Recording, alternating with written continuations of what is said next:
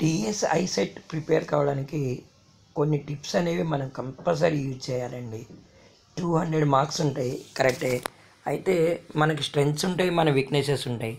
ఎప్పుడైనా study start చేసేవాళ్ళు analytical ability ఉంది చూడండి, దాని మీద ఎక్కువ కాన్సన్ట్రేట్ చేయండి. దాంట్లో డేటా సఫిషియన్సీ అంటే దీంట్లో కొంత డేటాను మనం అనాలిసిస్ చేయాలి. ఫర్ ఎగ్జాంపుల్ రిలేషన్స్ కావచ్చు, లేదా కొన్ని తర్వాత మనకి ప్రాబ్లమ్ సాల్వింగ్ ఒకటి ఉంటుంది. ఇవి చూసుకోండి, అనలిటికల్ ఎబిలిటీలో కొంచెం మనం సక్సెస్ సాధించగలుగుతాం అనిపిస్తుంది.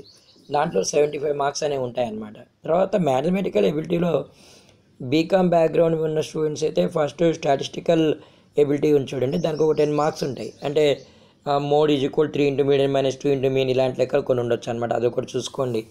సివి కోఎఫిషియంట్ ఆఫ్ వేరియన్స్ కానీ వీటిపైన ఉండొచ్చు. తర్వాత ఇంకొకటి ఏంటంటే మ్యాథమెటికల్ ఎబిలిటీలో కొంచెం ఎక్కువ కష్టపడాలి ఎవరు నాన్ మ్యాథమెటికల్ స్టూడెంట్స్ అయితే. తర్వాత కమ్యూనికేషన్ ఎబిలిటీలో మ్యాక్సిమం స్కోర్ చేయడానికి ట్రై చేయాలండి.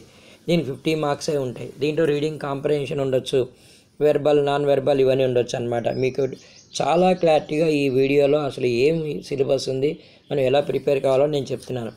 టైం అనేది తక్కువ ఉంది, ఎందుకంటే జూన్ 5-6 తారీఖులోనే మనకి టీఎస్ ఐసెట్ అనేది ఉందన్నమాట. మంచి ర్యాంకు మంచి మార్క్స్ తెచ్చుకున్నట్లయితే మంచి కాలంలో సీట్ అనేది వస్తుందండి.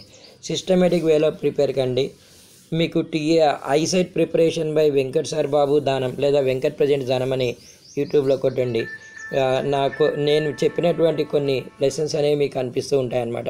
Wish you all the best my dear students.